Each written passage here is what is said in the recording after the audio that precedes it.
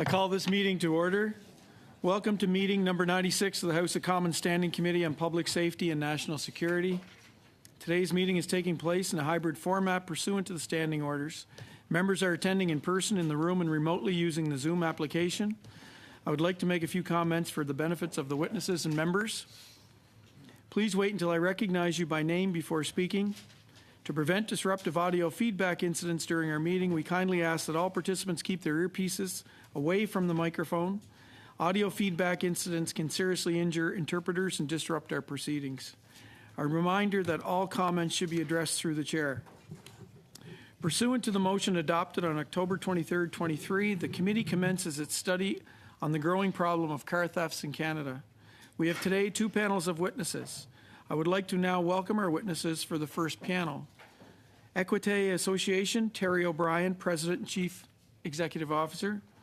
Carfax Canada, Sean Vording, Vice President, Product and Sale. Insurance Bureau of Canada, Celeste Power, President and Chief Executive Officer. And Jason Clark, National Director of Climate Change Advocacy.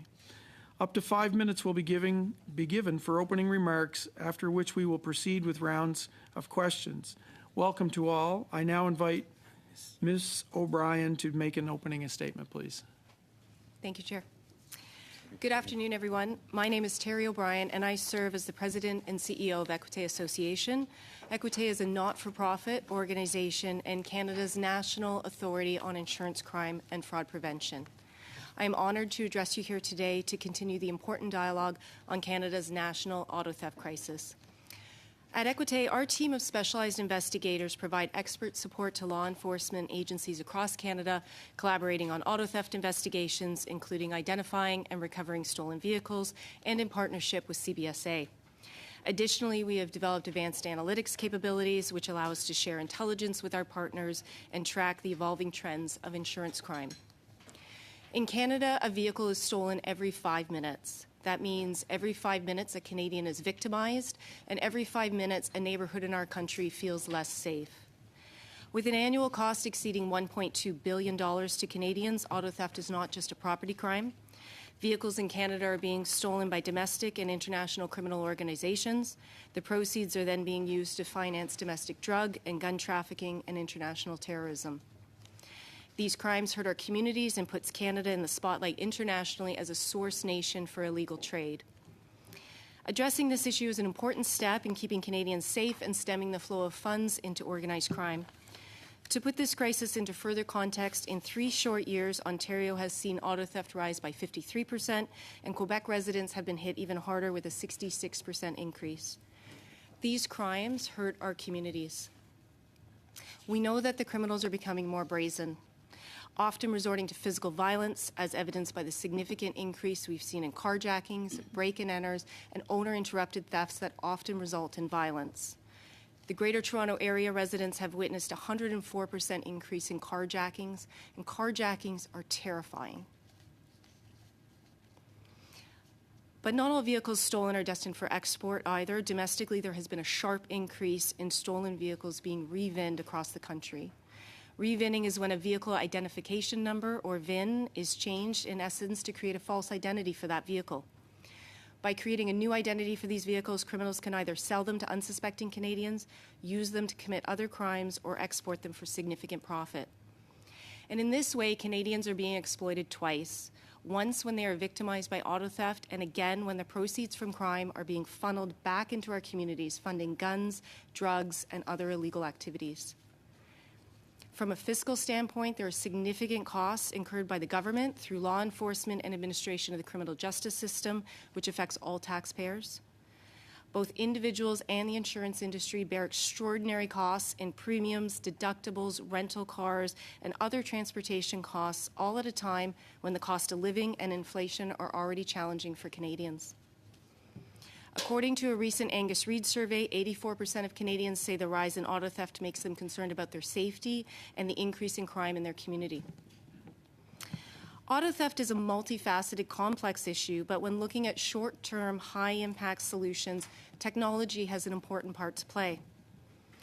Canada's current motor vehicle safety regulations were fully implemented in 2007, which resulted in a steady decline in auto theft. However, today's criminals are taking advantage of these outdated standards, and they are able to gain access to a locked vehicle in as little as 60 seconds. Transport Canada has committed to updating the safety standards, which is welcome news for Canadians. Anti-theft vehicle technologies can utilize simple solutions that are effective at preventing the vehicle from being stolen in the first place. This could include simple solutions deployed through software patches, like introducing reprogramming delays or retrofitting key fobs to put the battery to sleep after a few minutes to protect against relay attacks. Several auto manufacturers have been offering theft event privilege discounts upwards of $10,000 depending on the vehicle. However, this funding could be better directed to an immobilizer that costs about $300. Finally, expanding the data sharing between CBSA and industry partners such as Equité Association can lead to more targeted inspections and reduce illegal exports of stolen vehicles. This aligns with how the U.S. Customs and Border Protection Agency is currently operating with our sister association in the U.S., the National Insurance Crime Bureau. Public-private partnerships create a more effective and efficient way of addressing the issue of auto theft by pooling resources and lending our expertise. Canadians have been withstanding the worst outcomes of this public safety and financial crisis, and we know that our collective strengths come from the actions we take to improve our communities and take care of one another.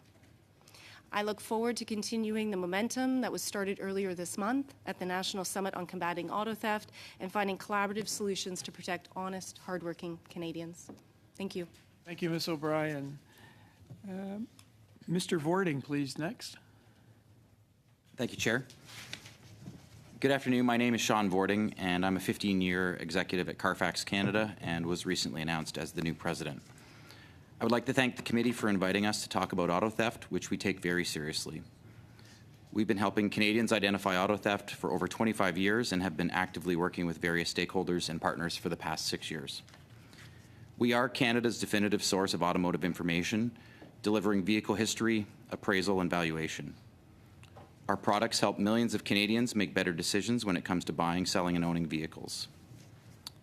We recently attended the Automotive Theft Summit on February 8th, where we learned even more about the various efforts from multiple partners and potential additional opportunities for Carfax Canada to help address auto theft in Canada. When it comes to automotive theft and fraud, the Carfax Canada Vehicle History Report helps our customers identify critical issues before they purchase a vehicle, such as vehicle information numbers or VINs, specific to cloning, VIN tampering, stolen cars, and inaccuracies in vehicle data. In fact, for any VIN in North America, Carfax Canada has access to data that may help determine if this is the case. Carfax Canada provides products and services to several customer segments and is proud to work with many partners. These include Canadian consumers, Canadian automotive dealers, automotive manufacturers, banks, auctions, insurance carriers, Equité and Insurance Bureau of Canada, border service agencies, Canadian law enforcement agencies. Carfax Canada continues to acquire data and invest in products and services to help consumers and all stakeholders across the country tackle this major issue. We remain fully committed and are eager to expand our efforts and partnerships even further to benefit all Canadians. Thank you. Thank you, Mr. Vording. Ms. Celeste, please. Or Mrs. Power, please. Ms. Power. Thank you very much, Mr. Chair. As Terry noted, our industry sees trends before they become a crisis by the way of rising claims costs. And when we began to see auto theft numbers increase, we were quick to look at ways that we could limit the impact on our customers. But it was immediately clear that we would be unable to tackle this issue alone. Thankfully, the federal government's commitment to an action plan and the ongoing collaboration of many stakeholders means we do not have to. It's now well understood, in order to combat auto theft in Canada, we need a whole-of-society approach. I'd like to start by painting a picture. In terms of solving the auto theft crisis, where do we want to be by 2030? Canada should no longer be seen as a target destination for international organized crime groups to source their stolen vehicles. By 2030, it should be so difficult to steal and export a car in Canada that organized crime groups look elsewhere. It should be so difficult that other countries are looking to emulate Canada's approach. This is critical because by 2030, we can expect to see more autonomous vehicles on our roads and then the impact of vehicle theft will become much more severe. So, how do we realize that vision? First, we have to focus on prevention and consumer awareness to make cars harder to steal in the first place. A vehicle is reported stolen every 5 minutes in Canada. We need to do better for your constituents, for all Canadians. Second, we need to expand intelligence and information sharing among enforcement agencies and industry partners. There are international examples that we can replicate here to disrupt the transnational criminal organizations benefiting from auto theft. Third, we need to focus on intervention and law enforcement to cut off the supply of stolen vehicles to international markets. Our borders are too porous. They're designed to prevent bad things from getting into our country, but we also need to deter things from getting out. This involves CBSA and law enforcement, but also the cooperation of shipping and rail companies and freight forwarders. Last week's $15 million announcement is certainly a good start, but there's more work to do. Finally, we need to improve recovery of vehicles, in part through international policing coordination to make it easier to bring your constituents' vehicles home. What else could we do? Well, when it comes to elevating consumer awareness, insurers are doing their part. In addition to consumer education at the point of sale by brokers and agents, and the incentivizing of installing aftermarket anti-theft devices, our industry ran an End Auto Theft campaign last fall to educate drivers on what they can do to protect themselves. We reached tens of millions of drivers. We can build on this campaign while promoting other efforts. There are great examples of consumer education out there, and we need to see more of that. As for prevention, we welcome Transport Canada's commitment to modernize outdated motor vehicle safety standards to improve theft deterrence. But updating standards and regulations can take time.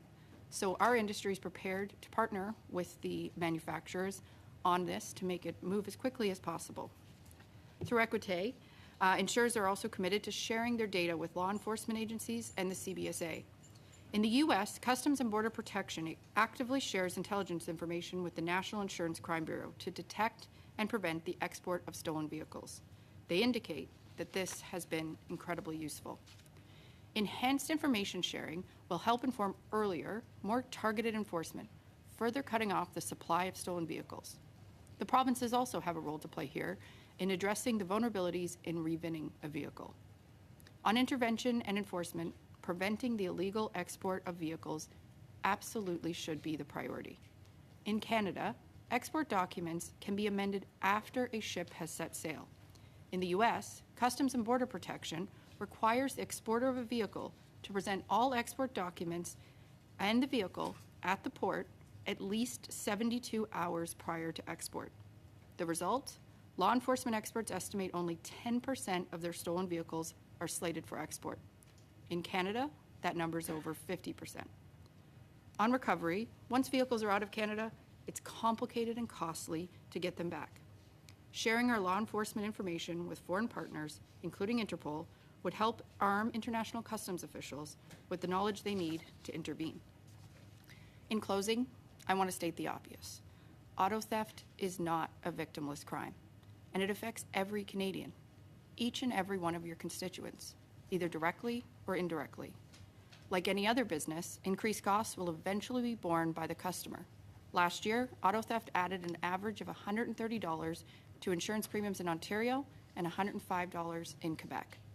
This is to say nothing of the upstream and downstream impacts that auto theft is having on Canadians' safety in their communities, our communities, every day. We can do better. We must do better for our friends and neighbors across the country. Thank you very much. Merci beaucoup. Thank you, Ms. Power. We will move now to open the floor for questions, and I believe first up is Mr. Lloyd, please, for 6 minutes. Thank you, Mr. Chair, and thank you to all the witnesses for being here today. I'll start off with Ms. O'Brien. Do your analysts are at the Port of Montreal, they analyze the containers using statistical methods to determine if those containers might contain stolen vehicles. Is that correct?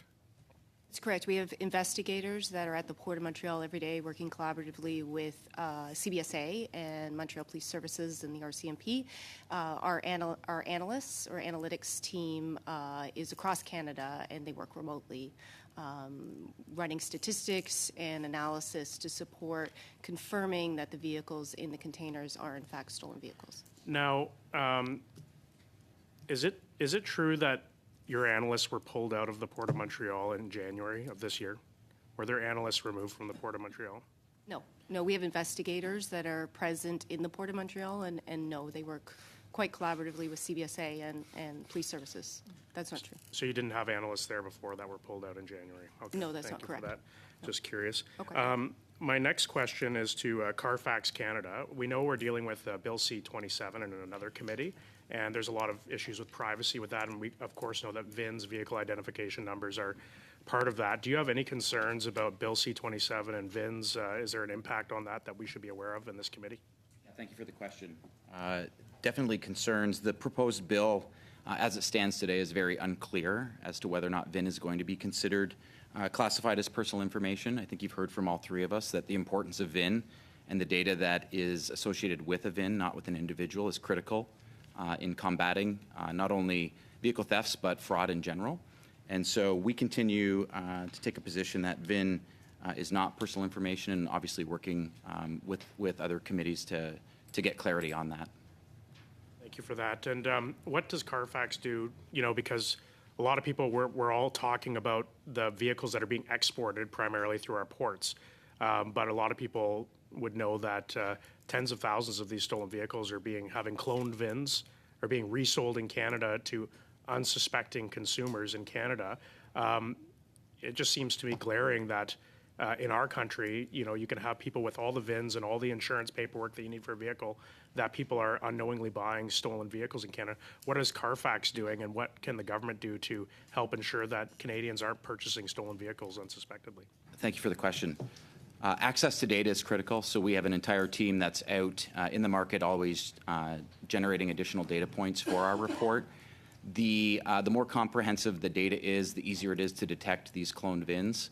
And most of it's done through a sequence of events, of vehicles registered in Ontario, and a day later it's registered in, or being attempted to being registered in British Columbia. Vehicles in an accident in Saskatchewan, in a very short duration later, it's trying to be registered in another province. And so for us, access to data, the more data that we have on the report, the easier it is to detect these cloned VINs. And then for us, it's the general awareness through work with our partners, working through our brand team to make sure consumers know the importance of running a vehicle history check. And we believe that we are instrumental in preventing the exchange of some of these vehicles into consumers' hands by catching it at the trade-in phase or at the dealership's lot before a consumer can purchase it. Thank you. My next question for Ms. Power. I'm sure the insurance industry, you know, is frustrated by the amount of claims that are being paid out, $1.2 billion, I think, last year. And surely, you know, as an insurance industry, I'm sure you're looking at all the factors. And one thing that we've seen consistently in the news is that the people who are being apprehended stealing these vehicles are often people that it's not the first time that they've been apprehended stealing a vehicle. They might have even been to prison. They might even be on bail in some cases. Does the Insurance Bureau generally support creating tougher penalties for people who are caught stealing cars multiple times? Thank you very much for the question. Generally, we think that all options should be on the table to be explored to help combat auto theft crisis. In addition to looking at stiffer penalties for the criminals doing this work, we're also advocating that we invest resources in prosecuting resources. We've seen that done in Ontario, and it has been helpful to making sure that these are actually working through the court system, and that will send a very significant message through those criminal organizations. Well, and thank you for bringing up the point about funding the court system, because I think, you know, I feel the frustration of the Canadians when they saw, I think it was just last week or 2 weeks ago, that because of court delays in this country, that people who had been waiting with charges on them were allowed to walk free under the Jordan's principle because the court wasn't able to try them within a fair amount of time. And I think Canadians are very frustrated because we're, one, not catching these people who are committing the crimes as much as we need to be, And two, when they actually are being caught, we're not even hearing their cases in a quick enough manner, and then they're just walking free. And are you frustrated by that when you see that happen? I think the key part is to invest more into the resourcing of these prosecutions. It's important that the system works the way that it's supposed to. But again, I think that all options on the table to reduce auto theft, be that from stiffer penalties to investing more resources into prosecution, need to be explored, because unless we're looking at all of these options, this issue is not going away. Thank you. I think I've got 10 seconds left, so I'll just leave it and say thank you to everyone for coming. Thank you. Thank you. Thank you, Mr. Lloyd. Ms. O'Connell, please. Thank you, Chair. Thank you all for being here.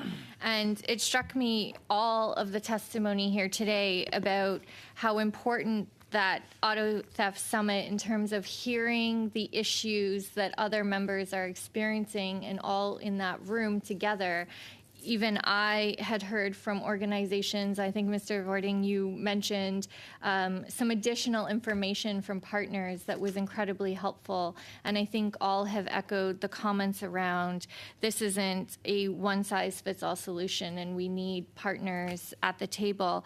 So Mr. Vording, I'm going to start with you, actually following up on Mr. Dane's comments about we have similar statistics in terms of 50 or 60% leave, the cars that are stolen leave, but that would mean 40 to 50% actually stay in Canada. And the issues around revinning is actually provincial. And so how do we, as a federal government on this issue, try to bring together provincial governments, or what would you say is a gap or something that perhaps we could help to work with to close some of those gaps? Because as you acknowledged in your example, that often it's moving between provinces and territories that might be the way that this revinning is able to happen.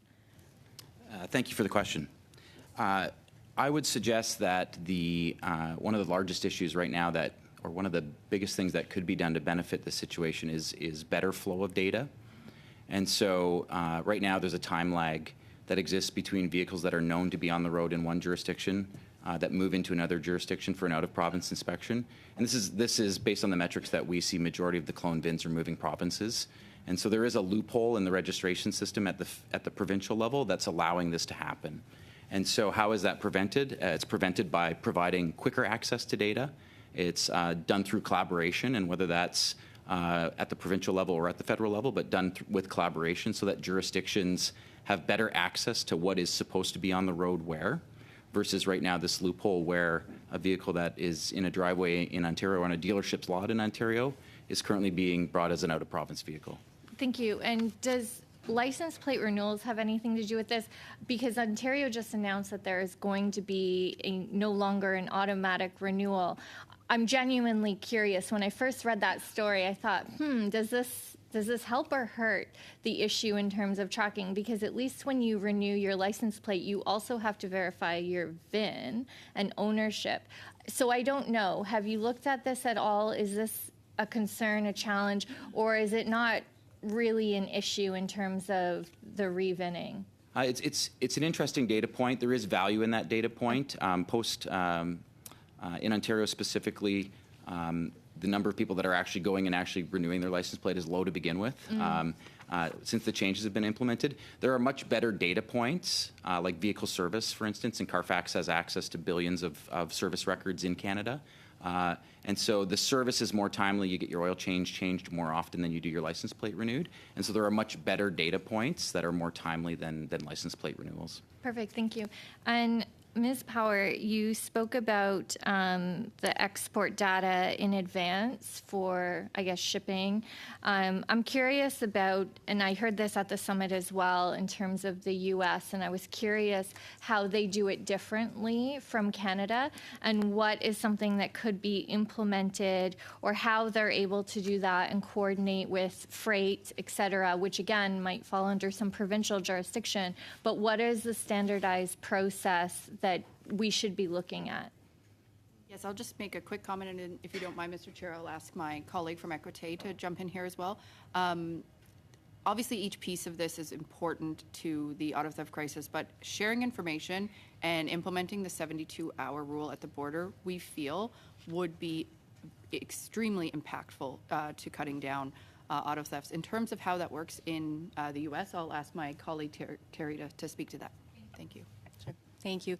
Yes, my colleague, Ms. Power, mentioned that we have been recommending the 72-hour rule wherein the vehicle has to be presented 72 hours in advance prior to export. Another key control that the U.S. Customs Border and Protection has is that the shipping manifest cannot be amended post-departure. So in Canada, some of the investigations that we participate in will see that a container will be listed with a load of dishwashers, for example, and then it gets changed to vehicles after the fact. But I will share, we work closely with the NICB in the U.S. That I spoke about, and the U.S. is also experiencing auto theft at a similar degree that we are in Canada as well. So last year they lost 1 million vehicles in the U.S., and we lost about 100,000 in Canada, and they're 10 times our population. And similarly, the state of California lost 100,000 vehicles, and they're 38 million people, so akin to the population in Canada. And most recently, in sharing information with our U.S. counterparts, we're learning that the eastern ports of Baltimore and New Jersey are starting to see increases in exporting of stolen vehicles as well to some of those illegal trade routes that we also experience across the Atlantic. So the U.S. is in a similar place on auto theft. Thank you for that info. I think it goes to the point, too, that investments in organized crime and cuts in officers, specifically around organized crime, is a problem because that seems to be a real driver. Thank you. Thank you. Ms. Michaud, please. Merci, Monsieur le Président. Merci. Thank you, Chair, and thank you for the witnesses for being here. Very much appreciated. This is a subject that I was eagerly awaiting. I put forward a motion on the 23rd of October last in order to study this important subject. In the meantime, other parties have started talking about this, and that's very good to see that. And the government has held a summit. I was there. I saw some of you at that summit. I think it was important to gather everyone together and launch a discussion on this. However, I wonder about collaboration between the government and organisations such as yours before and after the summit, because we heard the government saying there's going to be an action plan to come out, and certain announcements have been made on the margins of the summit, though we haven't yet heard from everyone who intervened during the day. So given that, I'd like to hear back from you on the announcements that have been made, the investments also that have been made. And it seems to be the most efficient summit that we've seen so far, because just a few days after the summit, there were 26 containers that were seized with 54 stolen vehicles contained in these seized containers, and it was carried out by the police forces. So it seemed that these discussions bore fruit very quickly. I imagine that operation was already planned ahead of the summit. But nevertheless, perhaps I could turn to you first, Ms. O'Brien. I know that Équité Association works with the mixed squads that have been set up on the Quebec territory. There's a squadron that's been set up by the SQ, but there's several cities that are working this, the Terrebonne, the Blainville, the Montreal police forces, as well as Longueuil, Châteauguay, and the RCMP, and there's also the CBSA working on this same project. So perhaps you could say in a few words exactly what you're doing in Équité Association and what has been the positive impact of this collaboration with the mixed squads on the Quebec territory. And then what do you think about the announcements that have been made by the government and possible amendments to the criminal code that was announced by the Minister of Justice, and also the announcement by Minister Champlain about possibly banning the import and the usage of these devices that allow us to detect signals from electronic keys? So that's lots of questions, and I'll leave you the floor now to take the necessary time to respond. Great, thank you very much, and thank you for your participation and for bringing this forward at committee as well. I really appreciate it.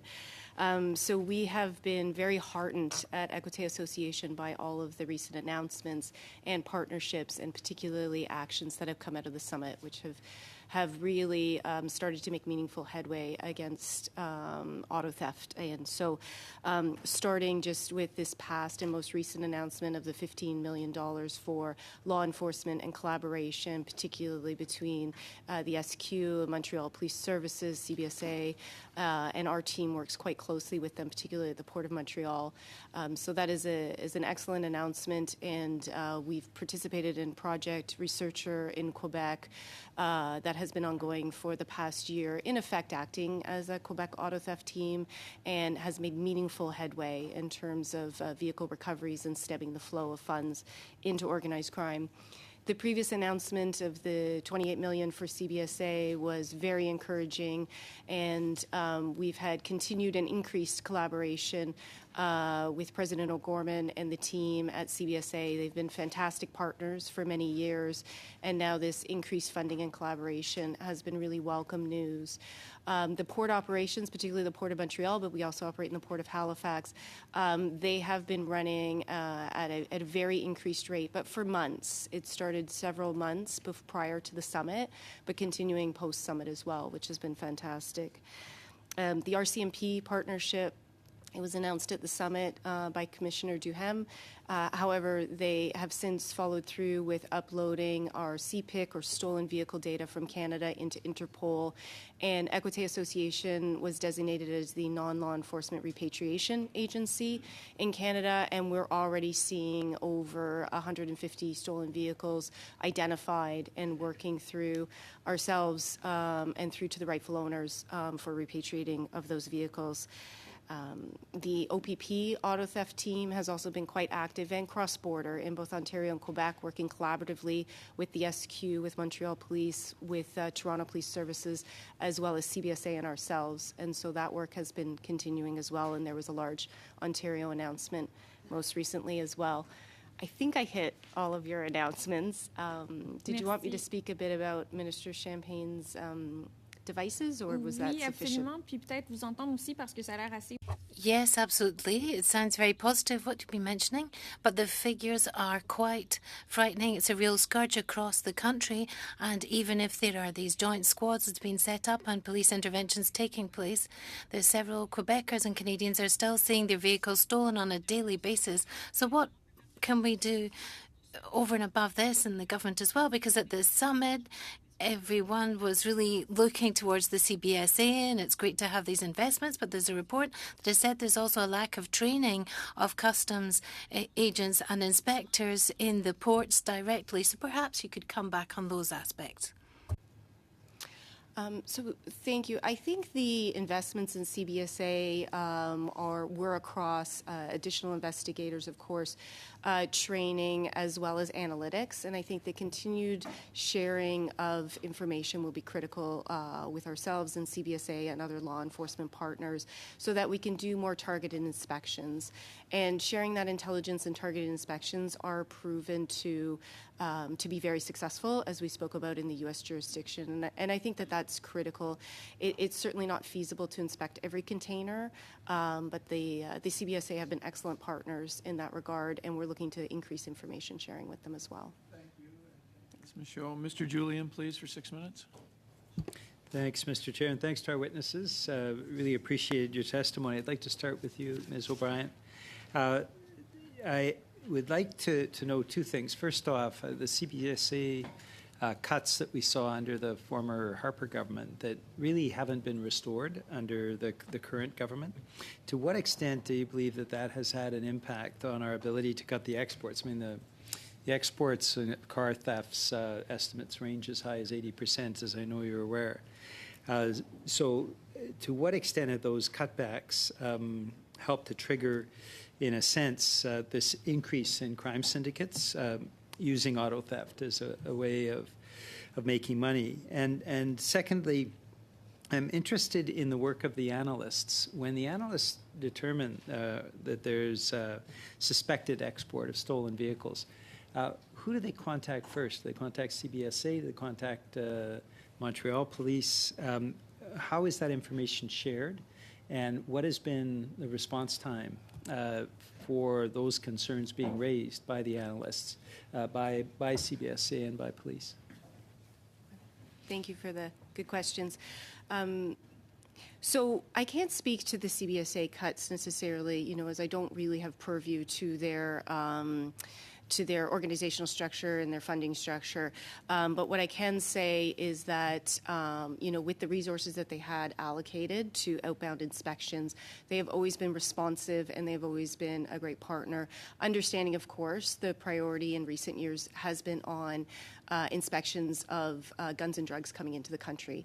So I think in our understanding of this kind of complex, multifaceted problem of auto theft, it's also been a key learning the past 2 years that really auto theft is funding gun and drug crimes in our communities. And so the additional funding now put into CBSA has been welcome, and it is focused on auto theft and ensuring that we have those inspections in place to cut off that funding source. So I think that is important.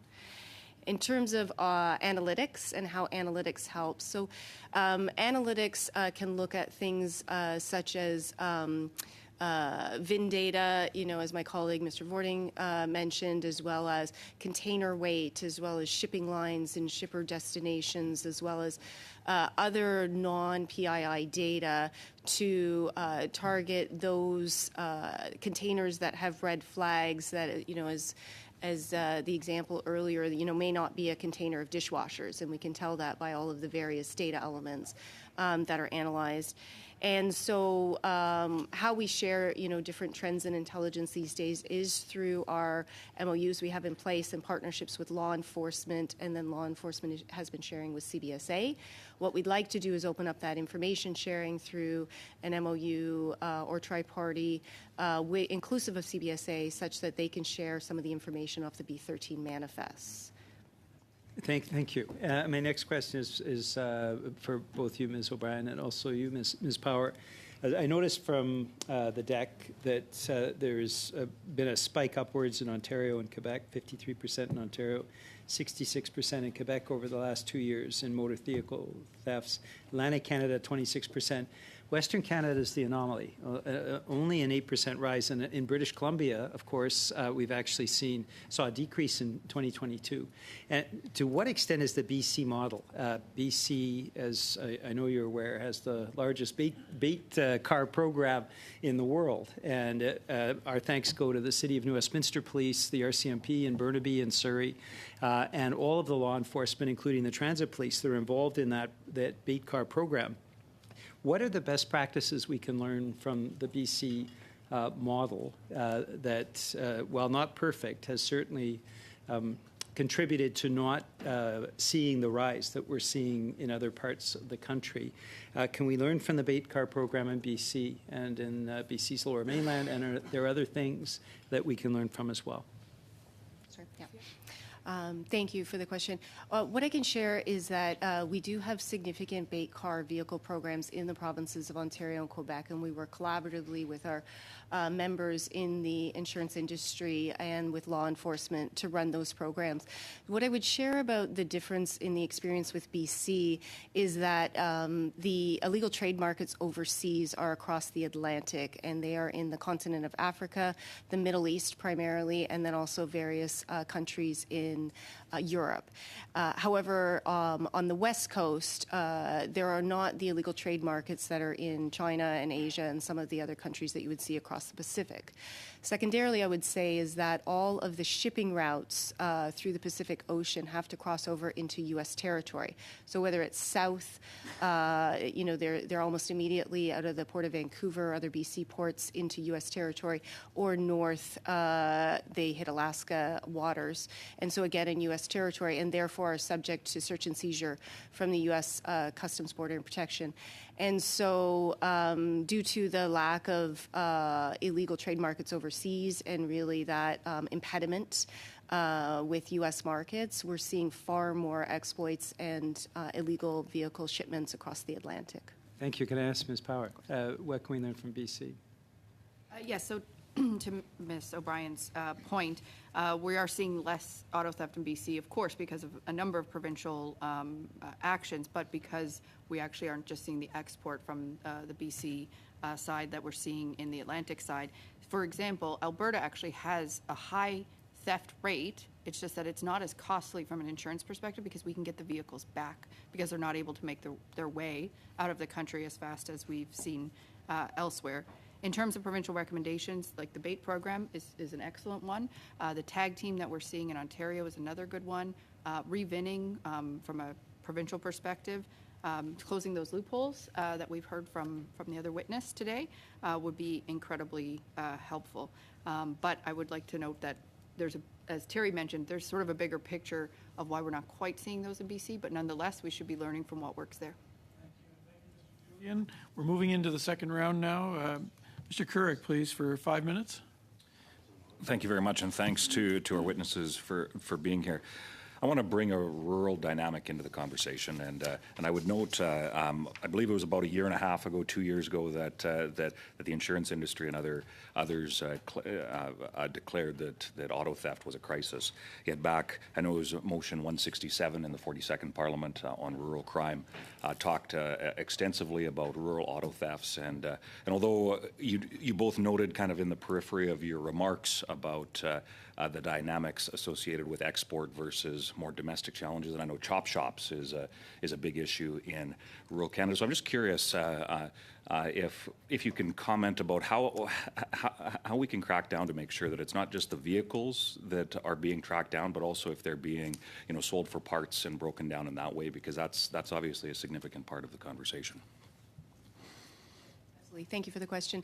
So yes, there is a small percentage of the vehicles that are actually being chopped up for parts. I think, the most significant is the catalytic converter. And so the catalytic converter has precious metals embedded in it, and when the value of those metals goes up, those become more valuable. And so we've seen thefts of vehicles to be chopped up for parts, or we've seen just the catalytic converter really cut off the vehicles, and we've seen mass incidences of that where they will go to leasing companies or dealerships and just cut off all the catalytic converters. I believe it's the province of Manitoba had implemented a law that has been quite effective there that we would encourage the other provinces to look at. And really what it is it's akin to a know your vehicle bill of sale kind of documentation. So another analogy would be a pawn shop. When you go to sell something at a pawn shop, you have to show ownership. You have to show some details around the vehicle and how it got chopped up for parts. That's being applied to salvage, to the salvage industry, wherein if somebody drives up with a truck of catalytic converters, they have to have a bill of sale for each one. If I could, and I apologize, it's we only have a short period of time, although I would welcome you all. Please feel free to follow up with the committee if you have specific recommendations or further evidence you'd like to submit. And note in those submissions that it can be distributed and made public as well. I've heard from a host of constituents. In fact, I have an email in front of me about how a constituent talks about a known criminal attempting to steal this individual's truck, stole his neighbor's truck in a rural area. They had camera evidence, but it wasn't seen to be quite enough, and the talks about this whole just a reign of terror of these known petty thieves that are stealing vehicles.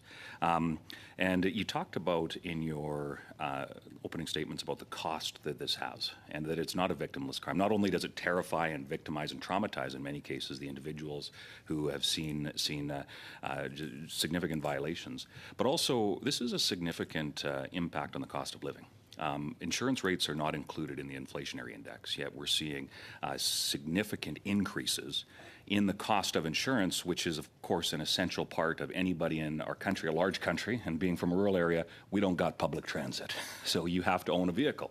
So I'm just wondering if you can share with the committee how we reconcile that there's an incentive to make sure that vehicles are not stolen. There's an incentive to make sure that these thieves, in many cases on bail, in some cases stolen a vehicle, get arrested, and the same day go back and steal. I could point to a number of examples. Same day they're back out on the street stealing more vehicles. What's the picture here to make sure that we can deal with it so that ultimately Canadians can save insurance costs? The cost of vehicles over the last couple of years up 20%. That's a massive cost and contributor to inflation, not tracked according to the government's numbers. But I'd like to hear your feedback about how we can stop this to ensure that ultimately Canadians aren't having to pay the price for the host of circumstances that are leading to massive increase in costs. Thank you very much for the great question. So in terms of the cost, perhaps I'll just start there first. $1.2 billion last year, and this is in addition to a number of other costs that we've seen increasing across the auto insurance industry. Your vehicle, our vehicles are all becoming much more expensive to repair, and so the industry did look at ways that we could mitigate the impact of this on our own. Prior to, of course, the great collaboration that we're seeing now. And so some of the ways that we did that, we incentivized the installation of aftermarket tracking devices so that when your vehicle is stolen, we can see where it is, we can get it back for you. That, of course, will have a reduction in costs. These can be upwards of $500 to install, and we've been, a number of insurers have been waiving that fee or incentivizing folks to do it, or not charging the surcharge you may have to pay if you have a high risk vehicle. So that's some ways that we're trying to incentivize. We're also making sure that we get out consumer information to customers at the point of sale, including, you might want to install a bar on your steering wheel. You might want to put your key in a Faraday bag, and we've been incentivizing giving those away as well. So we are very much trying to do what we can on our end to incentivize and limit the impacts on theft. I think from what we can do altogether. Again, it's not just going to be sort of one government and one solution, but with the federal government's action plan, we do implore you to look at all options available to you, from stiffer penalties, resourcing prosecution, reprioritizing CVSA towards auto theft, the 72-hour rule. Those are critical. Provincial, investing in enforcement teams, and revinning. And I'll stop there because I see we're at time. Sorry. Thank you, Ms. Thank you. Thank you, Chair. Yeah. Appreciate the extra time. Mr. McKinnon, please.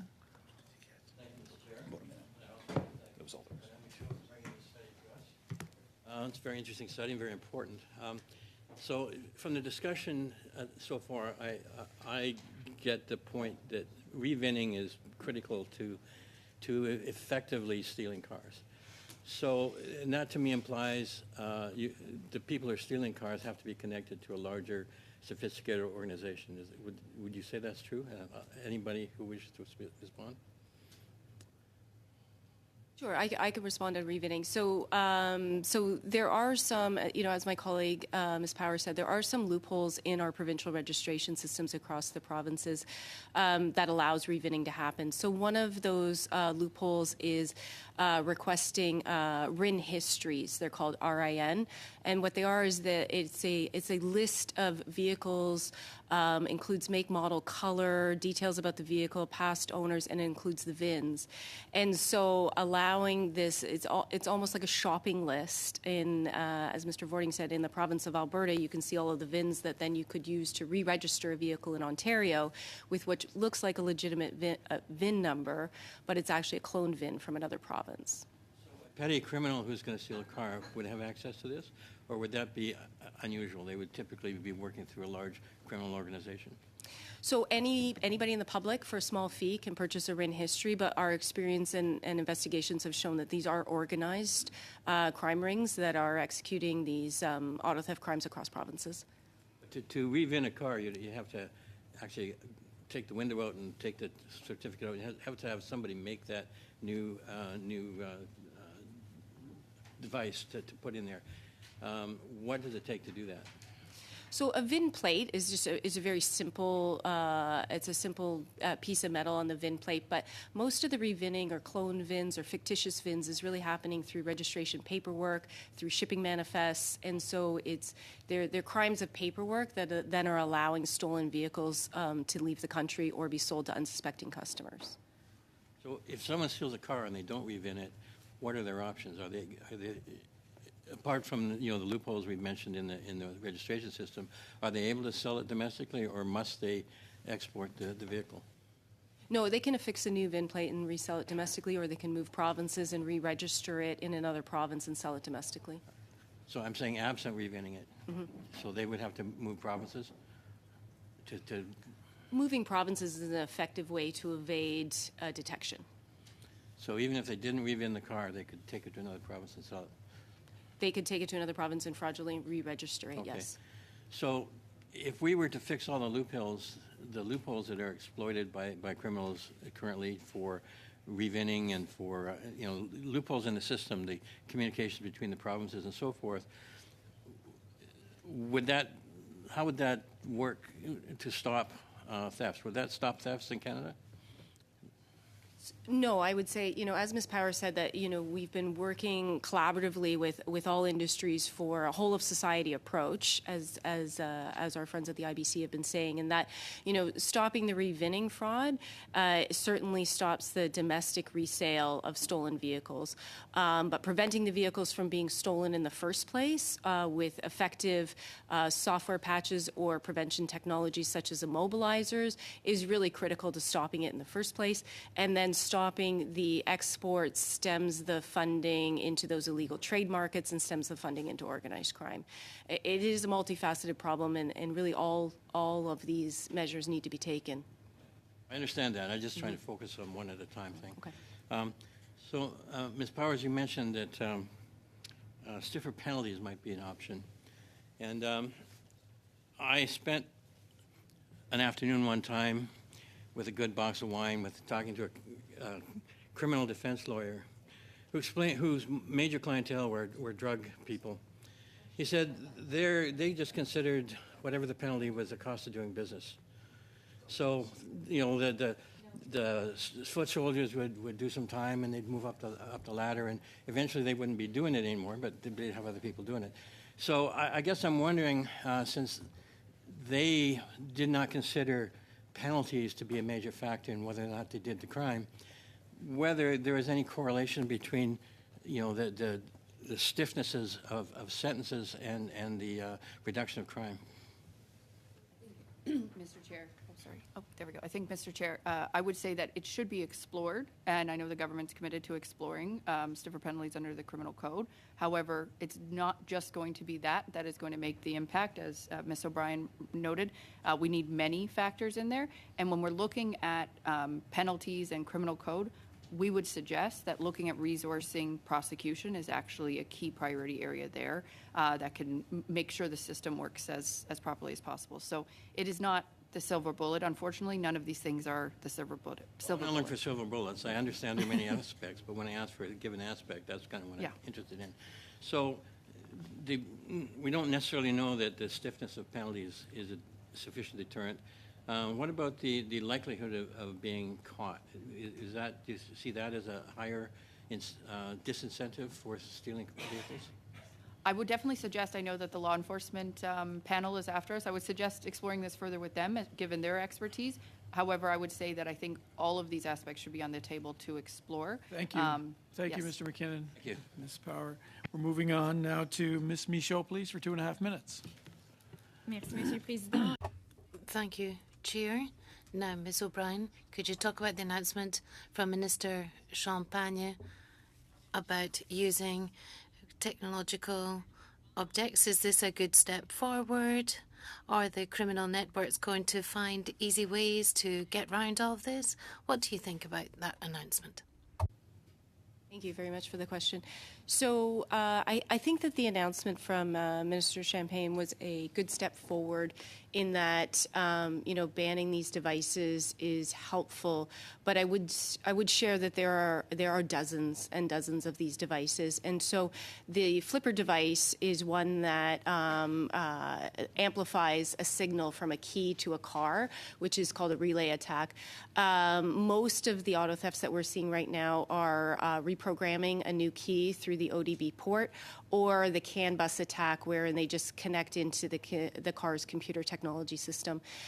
We're seeing very effective prevention technologies in other jurisdictions, such as the UK, where manufacturers that operate in Canada, as well as manufacturers that operate in the UK, are downloading security patches into their technology system that really prevent the CAN bus or the computer or controller area network from being overcome. And so there are simple technology solutions that can prevent the cars from being stolen in the first place. And I think some of the incentive for these prevention technology innovations that we're seeing in the UK is because some of the insurers in the UK have deemed some vehicles that are on our top 10 list as uninsurable, or their insurance is over £10,000 a year. And so I might ask my colleague, Ms. Power, to maybe speak about how some of those levers are maybe not available to Canadian insurers, but we're seeing them quite effectively in the UK right now. Yes, thank you very much. I would note that we are as an insurance industry, we're very heavily regulated both on a federal front but also provincially. And provincially, the regulator there tells us what we can sell, how we can sell it, who we can sell it to, and for how much. And so one rule that's in place in Ontario and Alberta is a take-all-comers rule or adverse contractual reaction rule. And that means that we have to quote every single customer for auto insurance. So if you do have a high-risk vehicle, and in the UK, the insurer might have been able to say, sorry, no, we're not going to insure you anymore. In Ontario and Alberta, we're legally mandated to do so. We are working closely, individual insurers are working closely with the regulator to send out price signals and push new rules, but under law, we're not able to take advantage of that tool, unfortunately. Joe, Mr. Julian, you'll be the last questioner for this round, please. Well, thank you, and thanks to all all the witnesses. You've added a lot of important information. I want to come back to the issue of manufacturers and what responsibilities they have. We will be preparing a committee report, and we'll be making a series of recommendations. I think one of the ones that the government hasn't touched on as much as it should is the issue of manufacturers actually incorporating in their design and updating on their design security measures that allow car theft to be cut back. And so if each of you could take, perhaps starting with you, Ms. O'Brien, just some recommendations that we can take forward in terms of what manufacturers should be compelled to do in the Canadian market that would help to bring down the increase that we've seen in auto thefts. Yeah, absolutely. So I think the number one thing that manufacturers can do is to really strengthen their security systems through simple solutions such as software patches or immobilizers, and that would really prevent the cars from being stolen in the first place. And if we think about the broader context of today's conversation, if the vehicles cannot be stolen in the first place, then the expense of special prosecutors, of port authorities, of law enforcement, the danger to our communities, the carjackings, like all of these things will start to come down because organized crime will no longer be able to exploit Canadians and steal vehicles with the absolute speed in under 60 seconds that they could do so today. And so I mentioned the UK, but the UK is making great strides in terms of technologies, simple technologies that their manufacturers are installing to prevent the vehicles from being stolen in the first place. Ms. Power? I don't have much further to add. I understand that the vehicle manufacturers were at the summit, and I understand that they're testifying before this committee, which is good news. I think that they, like us, have a critical role in preventing auto theft, and I don't have much to add from Ms. O'Brien. Mr. Gordon? Yeah, an emerging area within manufacturers is connected car, and so vehicles are generating more and more of their own data, which is accessible to the manufacturers. That data currently sits with them, and there is for sure information within there that could help mitigate this. Thank you. Mr. Clark, do you have anything to add? Okay, thank you. Appreciate that. Thank you, all of you, for your testimony here today, and we're going to suspend for 5 minutes to get ready for our next panel, so thank you again. Yes? Maybe your suggestion in your question today in QP that we actually ban all roads that would solve the vehicle theft problem. Like your We'll take that into consideration. Thank you, climate Mr. change minister wants to do. Okay. So let it be read into the record that Conservatives favor axing the roads.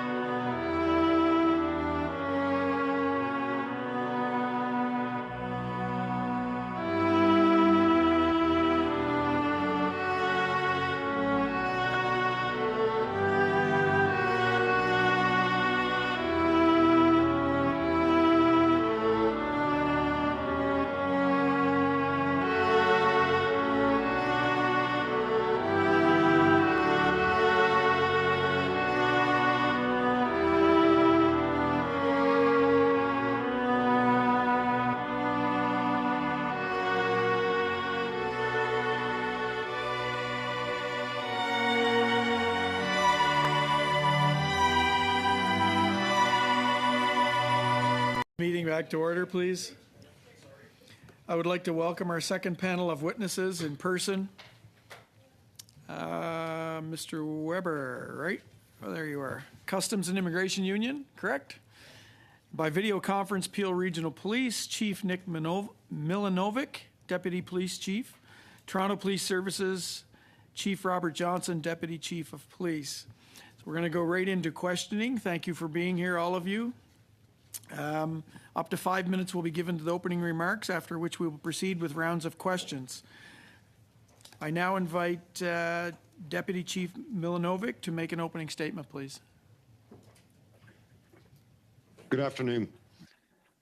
Thank you, House Committee members, and thank you for including Peel Regional Police in your study of the growing crisis of auto thefts in Canada. Our police service has been at the forefront of this issue since its onset. But despite these efforts, we continue to have one of the highest per capita rates of stolen vehicles in the country. Last year alone, over 7,000 vehicles were taken from our region. This has become a significant threat to the safety and security of our cities, of our communities here in Peel, the GTA, and on a national and international level. Canada has become a source country for stolen cars.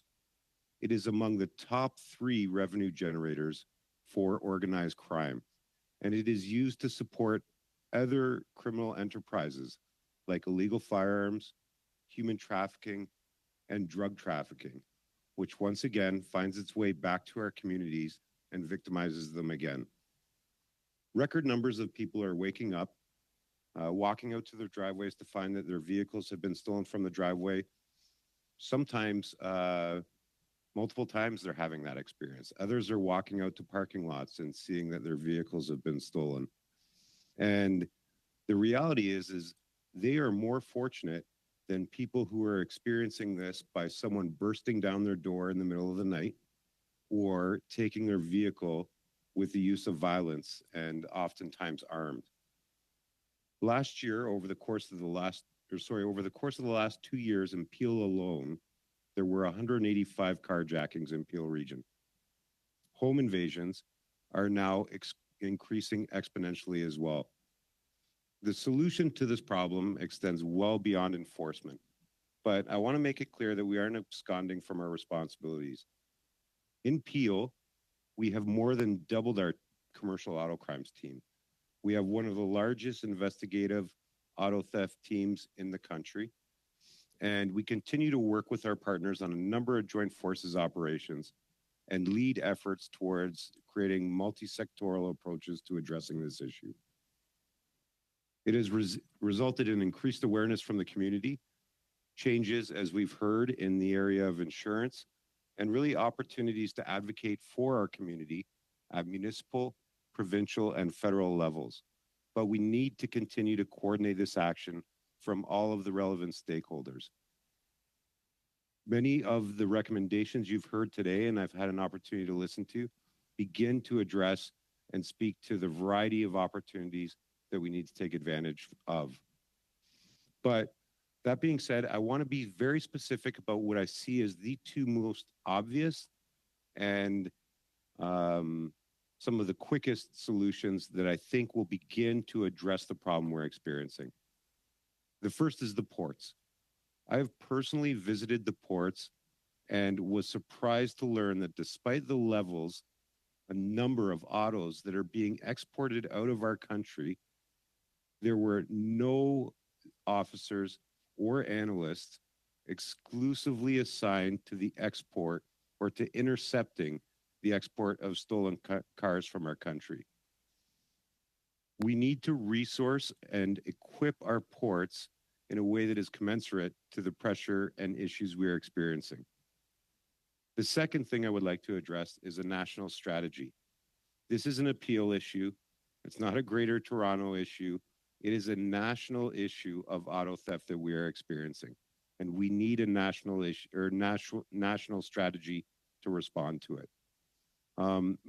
My hope, and I understand that public safety is developing an action plan, but my hope is that it will formally elevate auto theft as a national priority and examine opportunities to legislate tougher sanctions and federal sanctions, which would enhance police abilities to pursue the organized crime groups that are responsible for this.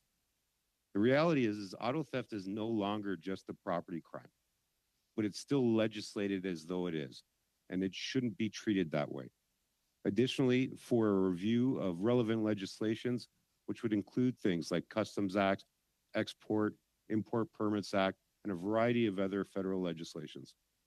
Specifically, again, I believe that a national auto crime strategy that enhances our ability to pursue the organized crime groups who are responsible for this at a national level is required.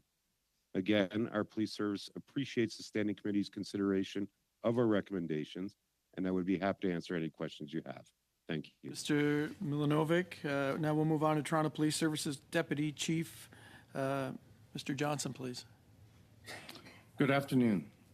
Thank you for the opportunity to appear before the Public Safety and National Security Committee.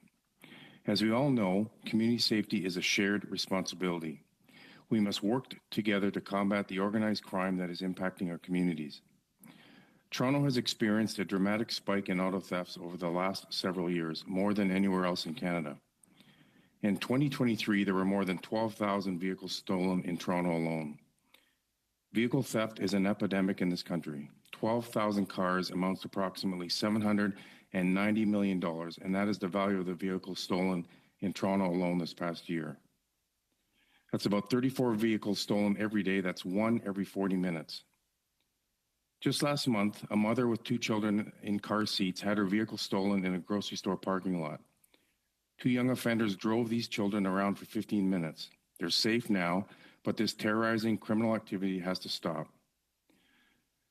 That leaves people feeling anxious and afraid and victimized while organized criminals get rich. Since 2018, Toronto Police has recovered over 46% of stolen vehicles, totaling more than 20,000 vehicles, and we've arrested over 1,300 offenders and laid over 5,000 related charges. We know that like other crimes led by organized crime networks, they do not care about borders or jurisdiction. A violent carjacking in Toronto can end up with an arrest in Hamilton. We know these stolen vehicles often wind up leaving Toronto, ending up sold around the world by organized crime groups. Stealing cars is lucrative. It's quick money with endless demand. With little skill and few consequences, they can steal a vehicle and get cash fast. What we all need to be talking about is the escalation of violence, threats, and intimidation, where all sorts of weapons and firearms are being used to steal vehicles. I'm also concerned about the ability of the justice system to deal with repeat offenders. Whether it is carjacking or break-and-enter or home invasion, criminals are getting far too brazen in their methods to steal vehicles and causing residents across Toronto an incredible amount of fear and anxiety. Realtors tell us that the demand for homes with garages is rising because of this. In Toronto, home invasions, break-and-enters, and auto theft occurrences rose by over 400% in 2023, with a total of 202 incidences. Carjackings have also seen a dramatic rise in Toronto, with 233 occurrences reported in 2023. That's over 50% of all incidences reported in the GTA.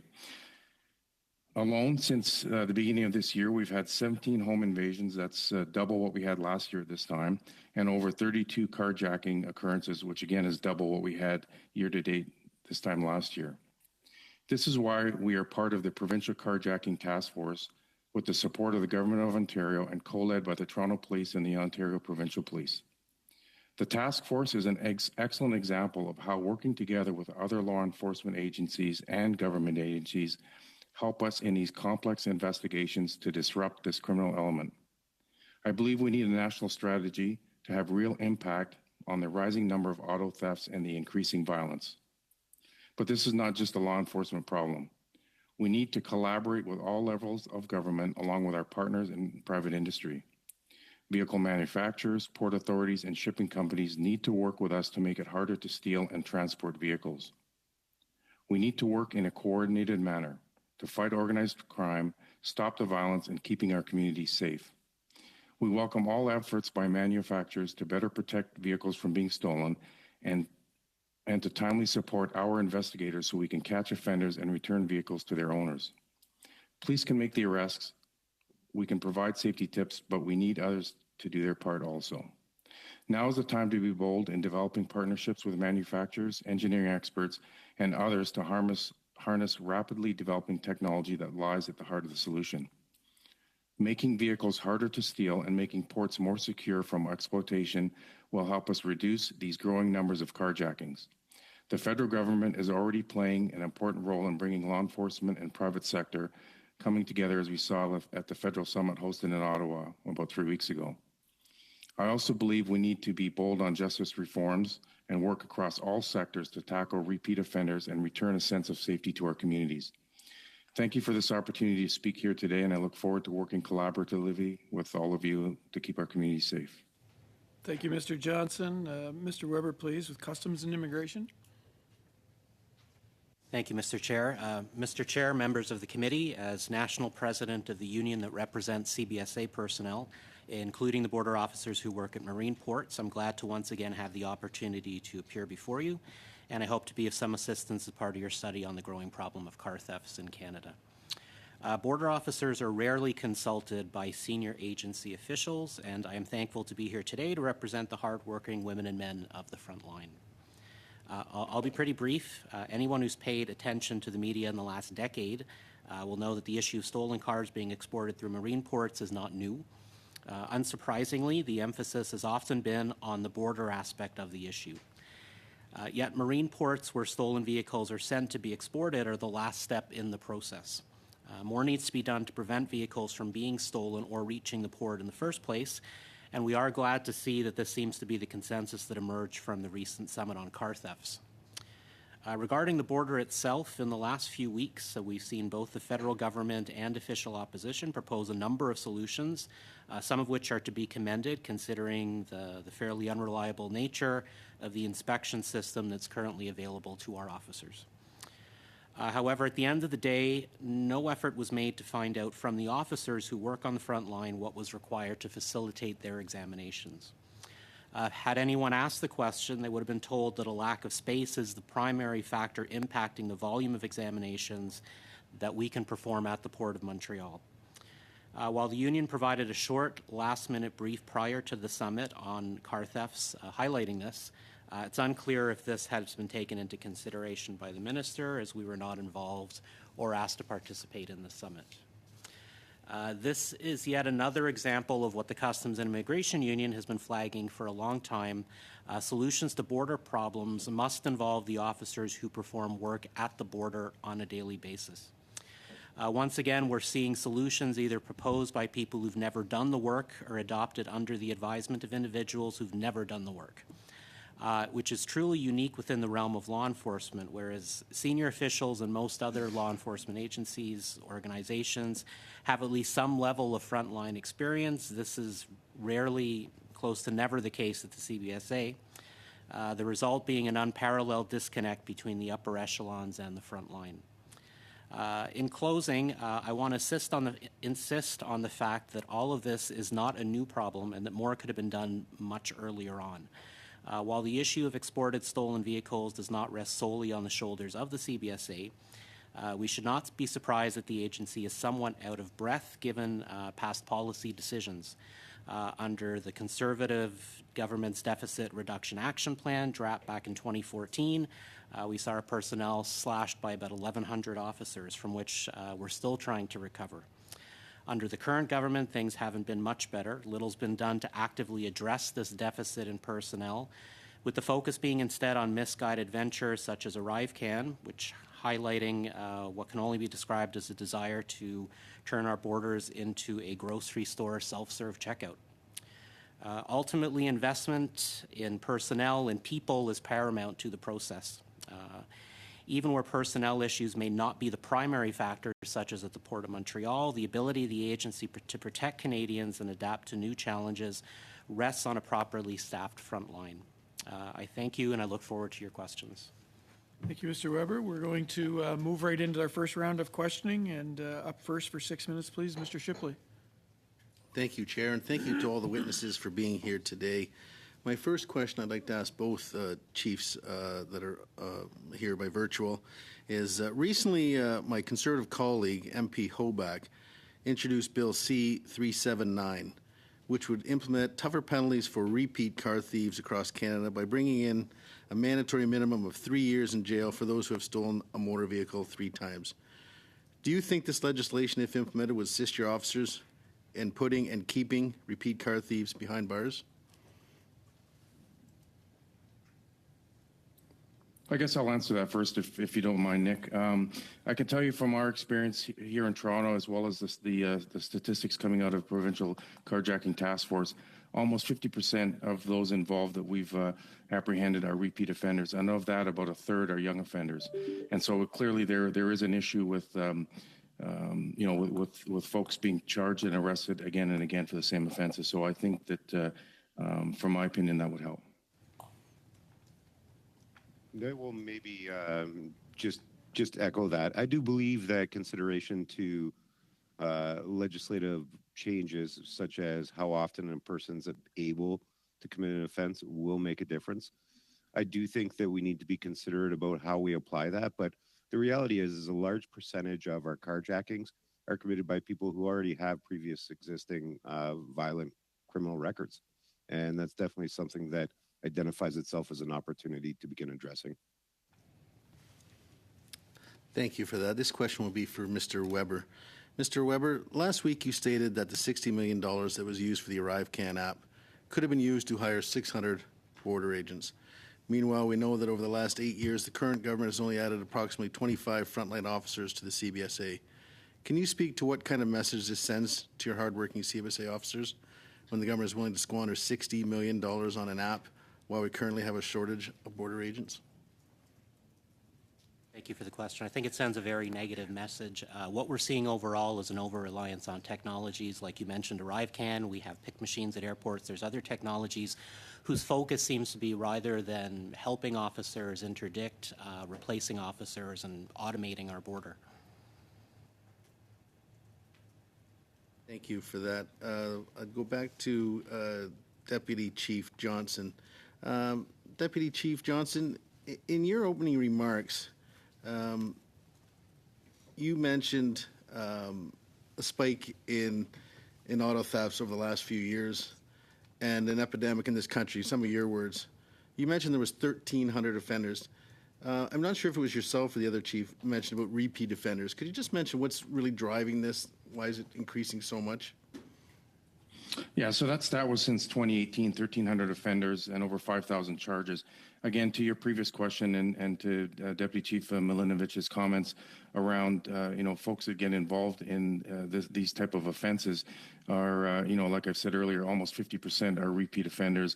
Sometimes specifically with car theft or carjacking, but also other violent offenses. And so, we are seeing that demographic. And as I also mentioned, about a third of that 50% are repeat young offenders. Thank you. And you mentioned that we really need to return, your quote exactly, a return to a sense of safety in communities. Do you feel if we get some of these repeat offenders off the roads or off the streets, we would get back to a sense of safety in our communities? Well, that's one component. Yes, there are some other strategies I think we should look at, those that have been mentioned already this afternoon. Thank you. And Deputy Chief Milonovich, you mentioned in your opening remarks too that, and I'll quote you, you said we need tougher sanctions. Would you like to expand on what you exactly mean by tougher sanctions? Yeah, I believe we need to consider what is available to us in terms of enforcement and the legislation. Generally speaking, you're going to find people that are charged with possession of stolen property over 5,000, theft over 5,000. These are the most common charges in auto theft, but they don't reflect the risk and the injury that it's causing to our community. So what I would advocate for, and in conversations with Crowns, we always hear there should be federal legislation very similar to the Controlled Drugs and Substances Act, which takes some of those same concepts and legislates them, again, very similar to the way that we do with illegal drugs. The importation, exportation of stolen property or stolen autos, if federally legislated, would then have that jurisdiction attached to it, and it would make it easier for the police sector to pursue and investigate that, and really pursue the people responsible for it, which is the organized crime element behind and that is benefiting from this issue. Thank you to the two deputies. Back to Mr. Weber. Mr. Weber, at a recent committee appearance, you mentioned that as of 2019, only 1/1,000,000th of all rail cargo was effectively being examined by the CBSA, and that your operational abilities in the rail field are virtually non-existent. Can you discuss how this lack of operational abilities impacts our ability to address the auto theft crisis? Thank you. It affects it greatly. I mean, you don't know what you're not catching when you don't look. We effectively don't look at rail at all. So if you're asking me to tell you exactly how much is coming in, we really don't know because it's not a mode that we're looking into. When we're looking at exports, for example, at the Port of Montreal, again, same kind of situations, a very small percentage that we could actually look at. Thank you, and thank you for being here to all the witnesses today. Thank you. Thank you. We're going to move on to Mr. Gahir, please, for 6 minutes. Thank you, Chair, and thank you to the witnesses for appearing before the committee. My questions are for Peel Police. Deputy, it's nice to see you. First of all, I want to extend, obviously, a big thank you to Peel Police for all the service that they provide to the community. Turning to the topic of auto theft, this is testimony from you, Deputy, that vehicle thefts in Peel have increased 118% over the last 5 years. In most regions, I think it's double-digit increase, but in Peel, it's triple-digit increase. Broken down by Mississauga's 11 wards, Ward 5, which is actually home to the Pearson Airport, and it overlaps largely with my riding of Mississauga-Malton. This region has seen by far the most auto thefts in 2023 with 1,030. Ward 5 accounted for 42.2% of all auto thefts that occurred in Mississauga. This is one ward amongst 11. And the remaining 10 wards saw less than 200 auto thefts. So there's really a focus in my region of Mississauga-Malton, unfortunately. In your opening in your testimony and in some of your answers, you've talked about the organized crime angle. I think one of my questions is there's definitely been a recruitment of youth and young adults recruited into organized crime to do these crimes. Youth accounted for 21 of the 49 people that are facing charges in 2023. This is actually a quote from you. So what is Peel Police doing to target this? Yeah, and this is why, an approach that's not linear is important. We're aware of the fact that some of our youth are being targeted by, organized crime groups that would like to take advantage of their vulnerabilities in youth, engaging service providers, looking for opportunities to intervene before a youth decides to get involved in carjacking, pulling the community around and making sure the investigative projects that we are doing are considerate of the fact that we need to engage the right organizations and the right people to support our youth who are maybe lacking some of that support and makes them vulnerable to organized crime. So those are just a few examples in terms of the social development, the preventative piece, and how we're approaching with our youth. But it's also really important that, we balance that with the need to understand there is an element in our community that is willing to do and be incredibly violent and has demonstrated the behavior to do that. Mm-hmm. We had a carjacking this year where an international student lost their life, and that was associated and attached to a young person. It's shocking. So, what we're doing is balancing our strategy and trying to apply it in the most appropriate places. Save people when we can, but unfortunately, there's circumstances where, it's traveled too far. So we know that actually data from Peel Regional Police shows that on average more than one car stolen from a parking garage at Toronto Pearson Airport every single day. From January to November 2023, the airport reported 410 vehicles stolen from its garages. We know that, unfortunately, Pearson Airport has become a hub for this kind of stuff. What's Peel Police doing to work with the CBSA or with the Toronto Airport Authority, and other partners to ensure that Pearson doesn't remain this kind of hub? Yeah, definitely. We're continuing work with the GTAA. As I mentioned, we've expanded our commercial auto crimes unit, and they're going to be focusing very heavily on Pearson, but I'll provide you with some other stats. So last year, over 7,000 vehicles taken, almost one per hour, if not on certain days. 1.5 vehicles are stolen from our region per hour. So, it's definitely one of the areas that we're paying attention to and making sure we invest, our thoughts and efforts in. One of the other witnesses mentioned, the intermodal. We do have a rail yard here in Peel, and that again is another gap. There's our police service doesn't have jurisdiction. The CN police doesn't have jurisdiction to do inspections for criminal activity. The only people that do have jurisdiction are CBSA, and that's federal legislation. So we're advocating on behalf of that intermodal because we believe it's the pathway or the corridor to the Montreal port for us. So we also did announce recently $28 million to increase CBSA's capacity to detect and search containers for stolen vehicles, and further enhance your ability to collaborate with local police forces. We also know that the RCMP had started a national coordination and support team that's been established to work with local police departments. Has that been helpful so far? Do you find that it needs tweaking, or is that coordination helping? No, definitely. Like every tool that we get that supplements our current efforts is helpful. RCMP has been terrific, great partners, and I know they're interested in beginning to coordinate our efforts on a national level. Additional funding and resourcing, and this is why I chose it as one of a few things that I wanted to focus on. We need to make sure that we adequately staff our ports and ask them to do the things that would reflect the pressures that we're experiencing.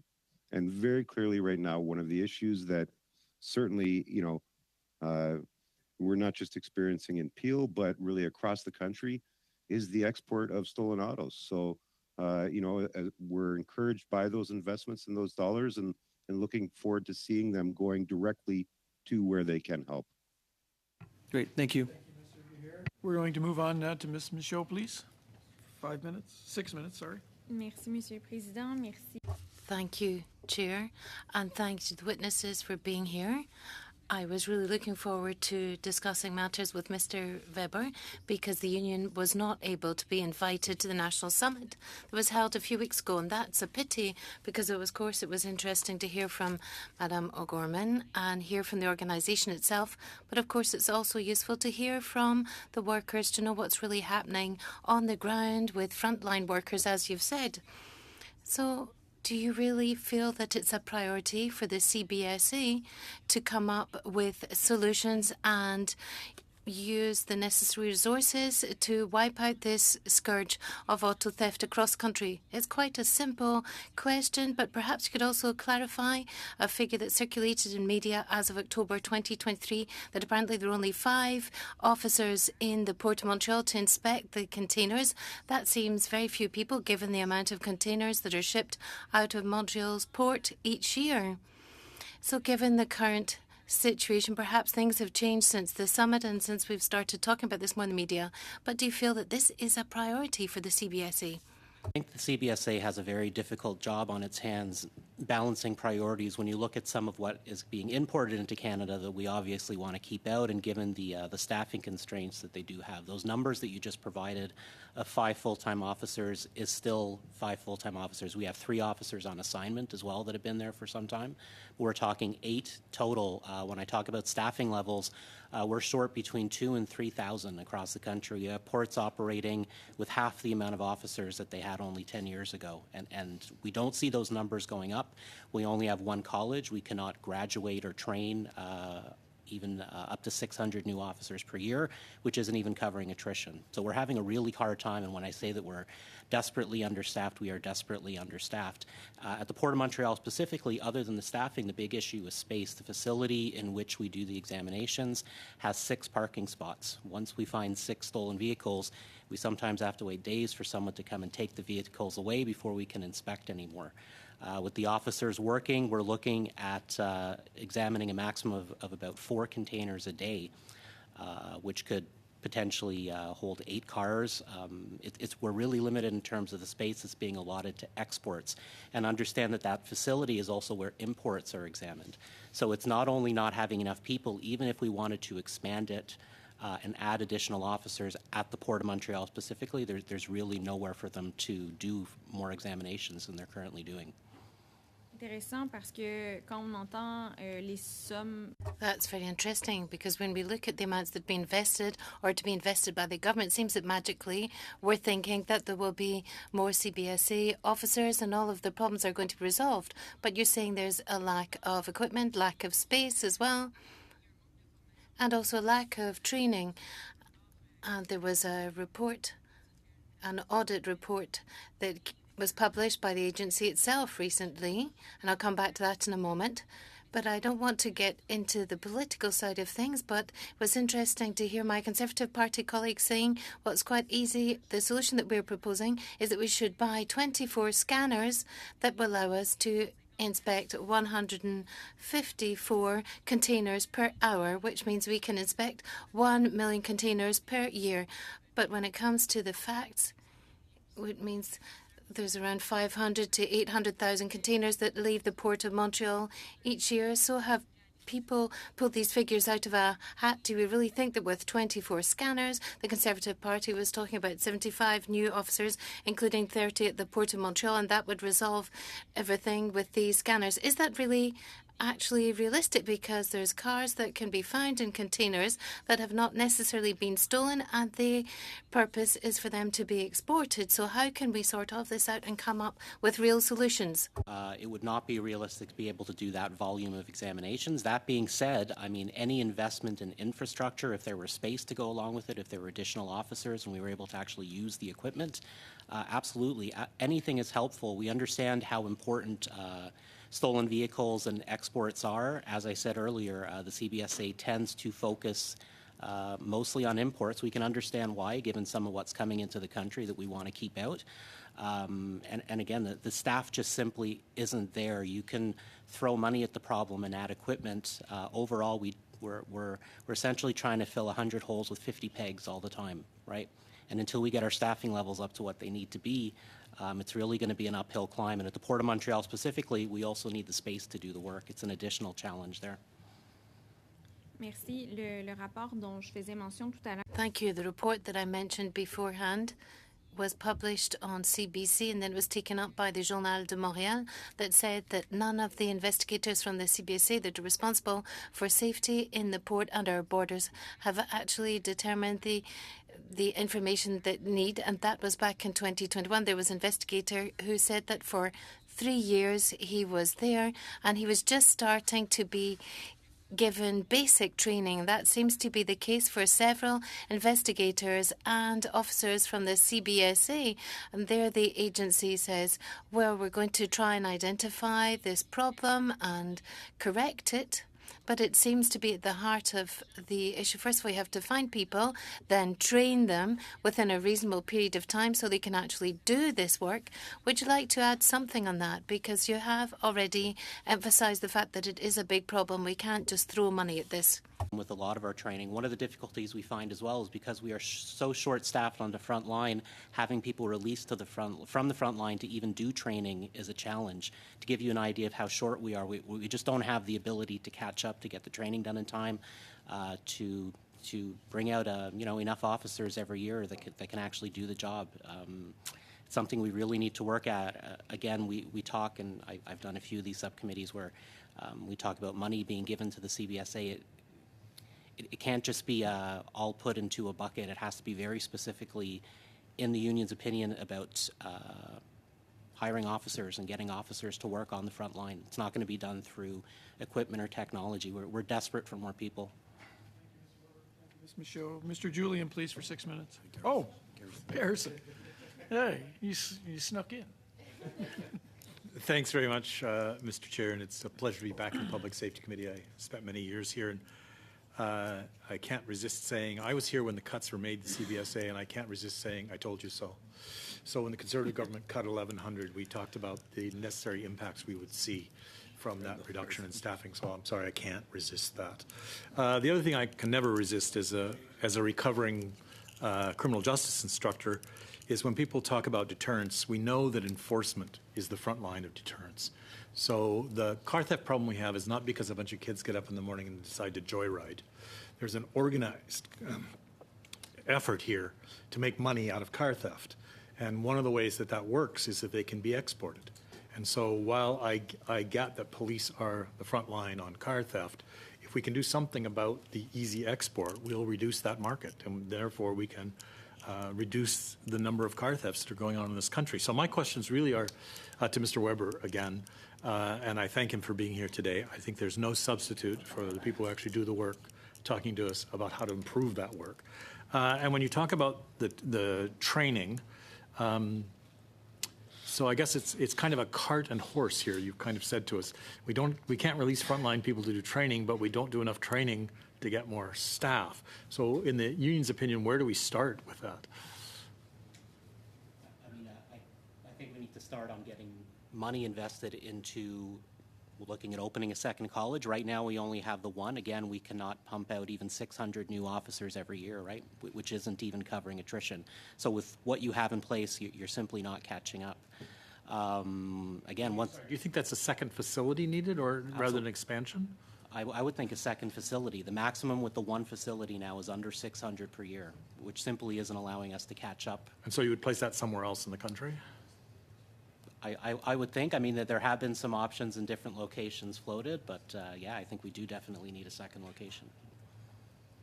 And so then once you've got that up and running, what about this problem of who's going to staff those colleges? As a former college instructor myself. Yeah, there's no shortage of applicants. It's simply a matter of space and opportunity for them to become CBSA officers. The program is 18 weeks. We have a 1-year on-the-job apprenticeship that goes along with that. It's a long process to get fully trained to be able to fully do the job. That being said, you have to make the investments right now so going forward you're able to do the job. And if we made that kind of investment to restore levels to what they were something like 10 years ago, that would not only help with the car theft export problem, but I'm assuming that would also help with things like the import of fentanyl and the other dangerous substances through the ports. It would help with everything. One of the big concerns that the union has is, again, I mentioned and others mentioned ArriveCAN earlier, and one of the focuses of ArriveCAN, initially developed to gather public health information, is that it's being used as new kind of border technology, where we do see the CBSA proposing and working on systems whereby people are able to self-declare, where you have less officers at the border, where you even have e-gates where people can travel into the country without seeing an officer. So when we talk about fentanyl, when we talk about guns and gangs and all the things coming into Canada that you won't want to see coming in, no one is ever going to self-declare that they have these things, right? And technology can be very helpful to an officer, but you need the officer there. We cannot ever get to a place where people can simply self-declare and come into the country. And I think that's an important point you make, that it's the fact that people judge they might get caught that causes them not to do these things, not that they've thumbed through the criminal code to see what the penalty is. So when you do talk about equipment, and I totally accept your position that you can spend all you want on equipment. If you don't have people to run it, it doesn't work.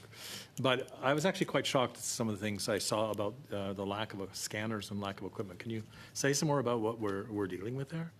Yeah, we are short. We're short people to operate them. We're short people to maintain them. I could give you an example. At the Port of Montreal, the large X-ray machine, the HCVM that's being used now, was borrowed from Windsor because the Montreal one is not working.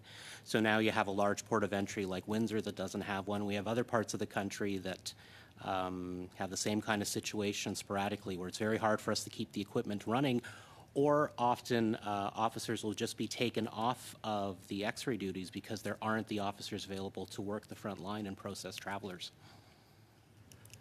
And so I guess at the time the cuts were made, about almost a decade ago, there was kind of the argument that, well, the police would pick up the slack. And I think I've heard from both the police and you, there's different responsibilities here. And it isn't just somebody picking up the slack from somebody else. Can you say just a little about the different jurisdictional roles of the police and the CBSA here? Yeah, I mean, to put it simply, if it's at the border, if it involves the Customs Act or Immigration Act, it's the CBSA that deals with it. When we're talking about car theft, I do appreciate what was said about intermodal work, cooperation, agencies working together. We heard about the recent seizure, I believe it was 36 cars in Montreal with different police agencies and the CBSA involved. More of that work has to be done, but I mean, that's a good example when we see the manpower that was put into those 36 car seizures. If the CBSA had that there all the time, we could be doing that. We simply don't have the manpower to do it. I think that's my questions for this round. Thank you, Mr. Garrison. We're going to move on to the second round, and Mr. Motz for 5 minutes, please. Thank you very much, Chair, and thank you for Mr. Weber and deputies for being here today. I'll ask the chiefs.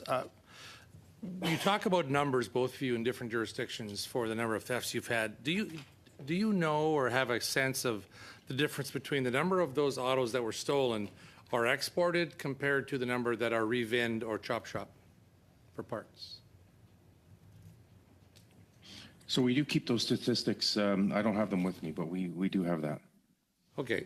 And without getting into the exact, like I could absolutely approximate, we expect about 60% is being stolen for export and 40% either, whether it be revinned or moved around the country or resold under some other nefarious activity, but large percentage for export. All right, thank you. And I suspect Toronto would be very similar to those numbers. That's correct. Okay, thank you very much. Mr. Weber, you made a comment early on about the disconnect between the upper echelon of CBSA and the boots on the ground. So it's not the first time I've heard that about CBSA. So what is that issue, and how do you fix it from your perspective? I think the people who work the front line need to be consulted. I think the CBSA should look at promoting from within, so you get people in positions where they can make decisions on how the border runs who've actually worked at a border previously. That's currently not the case at the CBSA for as long as I've been around. My career started in 2002 with the agency. It's been a long time that we've been operating like that. And as I meet representatives from other police agencies, other unions, it seems to be uniquely a CBSA problem. As a rule, people in positions of authority who are decision makers in other agencies have worked the front line, have made it up through the ranks. We simply don't do that at the CBSA. Okay, I was naive because I actually thought that was, succession planning is a role that police agencies employ and works well generally. That doesn't happen in the CBSA. Like the people that are in leadership positions now basically don't have a clue about how things work on the ground. I mean, don't have a clue might be a bit harsh in some cases, but when I'm we're kind of talking direct most times. When we're talking making policy upper levels of CBSA management, no, they don't come from the front line. It's generally lower level, mid-level managers who come from the front line. That's unfortunate, and I would say there's a fix right there. So it's a change in I guess your own policies internally. So thank you for that. To the deputies, I know from experience that early in your training, we learned about prevention, about the importance of crime prevention. And I haven't been on public safety as long as Mr. Garrison, but over the course of a number of years, I have sat on this committee. And we did a study some years back, and street checks, or what you would call in Ontario carding. We call them street checks out west. It was a big deal. And it was something that was being removed from the opportunity for police on the ground to prevent crime, to have an opportunity to determine identities of individuals who are involved in crime. We use them very effectively, and I think other agencies have as well. So you talk about the things that police agencies can do or should do to make a difference on prevention. Would something along those lines, like we talk about what tools could assist you in policing besides more money and more bodies? That's always a necessary tool. What do you think are tools that could help in the prevention of, after they've been stolen, in the justice system? We talk about all those things that can be fixed and should be fixed. Legislation changes. How do we prevent them from occurring in the first place if you're just looking at it from a policing perspective and not from manufacturers or not from consumers? Yeah, and maybe I'll jump in quickly and then Deputy Johnson can add, but prevention, absolutely. It's crucial and critical to what we do. And, you know, I see the policing opportunity from a prevention perspective is to build awareness. You know, last year, the GTA services and Peel, we held the first auto summit for the GTA to discuss the issue. And then on the heels of that, really began to promote and share the story with the community. And, you know, fast forward a little less than a year later, here we are having this conversation on a national level. So, you know, the awareness piece is crucial. And what's that has created for us is the consumers looking at the vehicle differently. They're not just asking about comfort, about performance statistics, but they're asking about security possibilities, like what that vehicle can do to prevent itself from being stolen. The reality is it's the second largest purchase that a person is going to make in their life aside from a house. And, you know, people are really, really aware, particularly here in the GTA, that those vehicles and those investments are at risk. So they're engaging all different types of things, and the awareness is there. And I think that's crucial to how we prevent the cars from being stolen, is through consumer Thank you, Mr. action. Motz. We'll move on to Mr. Shefke online, please. Thank you very much, Mr. Chair. And I'll begin with Mr. Weber. Mr. Weber, first of all, let me thank you and your members for the steadfast work that they do day in and day out to protect Canadians. I have the honor, as you may know, of hosting the CBSA training facility in the town of Rigaud, situated in my community of Vaudreuil-Soulanges, that, as you said, has the 600 officer annual capacity. Over the years, I've made a point, Mr. Weber, of visiting with them, learning more about why they decided to apply for the CBSA. And one of the underlying factors in deciding to apply was that they wanted to be a part of a family that went to work every single day and bettered the lives of Canadians, kept Canadians safe, and directly combated organized criminal activity. Their work, I'm sure you would agree, cannot be understated, and the decisions that we make as a federal government to support or not to support their work are consequential. So it came as a shock to me and my community, as you can imagine, when the previous Conservative government cut 1,100 of their jobs. It actually didn't just have effects on those that lost their jobs, but it had an effect on the mental health of all of the other officers, knowing that they lost such a huge portion of their extended family. In fact, the former president of your union, Jean-Pierre Fortin, in 2012, commented on the job cuts at the CBSA, and he said that the elimination of these jobs represents, and I'm going to quote this, a direct attack to our national security and public safety. These proposed budget cuts would have a direct and real impact on Canadians and our communities across the country. More child pornography entering the country, more weapons, illegal drugs will pass through our borders, not to mention terrorists and sexual predators and hardened criminals. For the better understanding of Canadians watching, and in layman's terms, can you comment on your former colleague's quote on how CBSA cuts by the previous Conservative government affected your members and the inflow and outflow of contraband and stolen goods?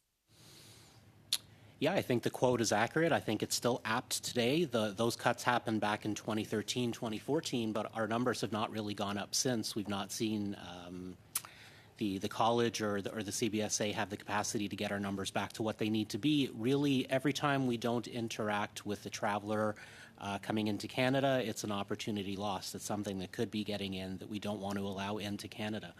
And again, I talked about ArriveCAN, but when we see the focus on facilitation, the focus on pre-declaration, the focus on allowing people to come into the country without ever speaking to any CBSA officer, I think it's absolutely fair to say that it's a threat to national security. It's all the things you mentioned, many of them that we don't want to see coming into the country with no check. Thank you, Mr. Weber. Since 2015, since Prime Minister Justin Trudeau was elected, how many jobs have been cut at the CBSA? As far as I know, no jobs have been cut. Our numbers have not gone up, but none have been cut. Thank you, Mr. Weber. As a committee, we're hoping that this study finds and presents concrete solutions. You mentioned that more outreach to you and your members would have allowed for solutions to be shared, and that the best people to share what they need to do their job better are indeed the CBSA officers, and I would agree 100% with you. You mentioned in your opening remarks the need for more space, as this is an issue shared by your members. And recently, the Minister of Public Security announced new funding to provide even greater resources that can be used to acquire new technologies that don't require so much space to use. My question in the remaining time I have is, how important is that type of funding insofar as supporting your members in the work they do? And what else could be provided to help them do their valuable work? Again, any funding is welcome. Technologies are useful. Technologies are only useful if you have the officers there to use the technology. At the Port of Montreal, again, specifically the issue right now is space, so I'm hoping there will be some money allotted to looking at new facilities, greater room for us to actually examine those exports, because as I said earlier, the exports and imports are all done in the same facility, so it's a really tight balancing act.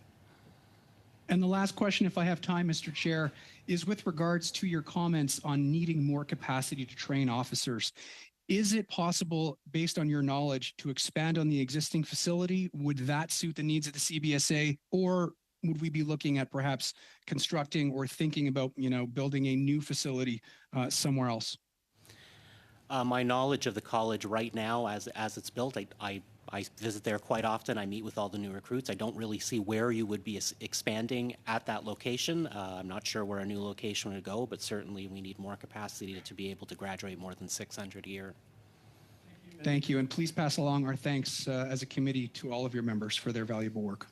Thank you, Mr. Shefke. Ms. Michaud, please, for 2.5 minutes. Merci, Monsieur le Président. Thank you, Chair. Mr. Weber, I'd like to come back to the responsibility of ports, in particular the Montreal Port Authority, and the responsibilities of customs officers. We're hearing that ports have their own security agents on their given territory, but they cannot open the sealed containers. And since the security agents and police officers don't always patrol the ports, but the police officers can actually open up the containers when they have a warrant to do so. So there's a serious reason to believe that there's a stolen object within a container. Well, when it comes to collaboration between all of these different people, it seems to be rather difficult. Is there a lack of communication, perhaps? And how could we actually improve this collaboration or information sharing? Do you have any comments on that? And I also wonder about the customs procedures. Do we need to change these? You mentioned earlier that we really pay close attention to what's coming into the country rather than what's leaving the country. That seems quite normal to me. But the CBSA is responsible to transit of goods through the country. Are you going to change this? No doubt you'll say you don't have the necessary resources to do this. But imagine an ideal world where we have all the officers that we need to do this type of work.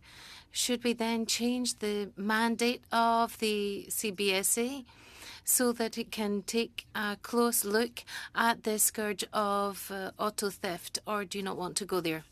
Some of the money that's been earmarked is going toward collaborative groups where we work with other police agencies. How that works specifically at the Port of Montreal, my understanding is that for the most part there is great collaboration between the different agencies that are there. Obviously, again, our issue in terms of examinations is space.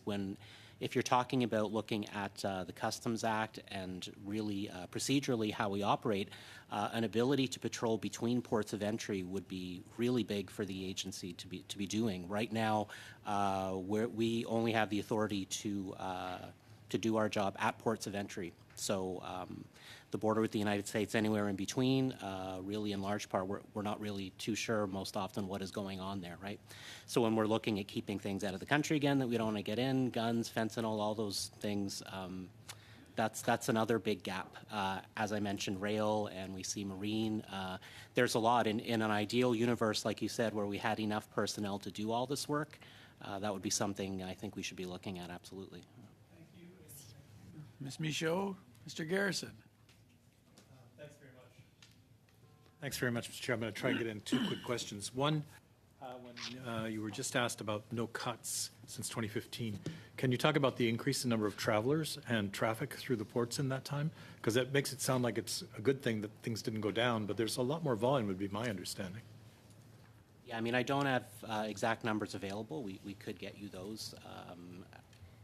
Things are definitely getting busier. Anecdotally, I hear that from officers, and as the numbers go down, obviously the lineups get longer. We all saw what went on during the pandemic with what happened with ArriveCAN and some of the lineups there at certain times of the year. I mean, you're arriving at major airports and you're waiting an hour, 2 hours to get through customs, right? And again, what that does to our officers who as was mentioned earlier, they're dedicated, they want to do a good job, they want to protect Canada, that's why they get into this. For them to do that under the circumstances they're currently working with those short staffing levels, it is often really devastating to them to not be able to really do the job that they were hired to do. Thanks very much. And I guess I'll try to squeeze in one here to the Peel Regional Police. It seems to me the manufacturers ought to be able to do more with anti-theft devices. I mean, my partner took my car after dropping off the airport, and the car emailed me that it was at McDonald's in Saanich a half an hour later. I mean, if they can do that, which I don't really want them to do, but if they can do that, can't they do more with anti-theft devices and tracking as manufacturers to assist the police? Yeah, definitely. And this is why it's so important that, while I've been more highly focused on a few key points here, I want to provide reassurance to everybody of the committee that we understand that everybody has their role to play. Industry stakeholders, absolutely. They should be considering where the gaps, where the defaults in their security systems are, and then addressing those. And, we are having working groups and sharing sort of the most recent theft trends that we are seeing with industry, but it's got to be one of those continuous improvement pieces because the criminal element is learning quickly. Thank you. Thank you, Mr. Garrison, and thank you to the witnesses. We appreciate everything you do, believe us. And we'll move on now. And is the committee in agreement to adjourn the meeting? Losing my voice.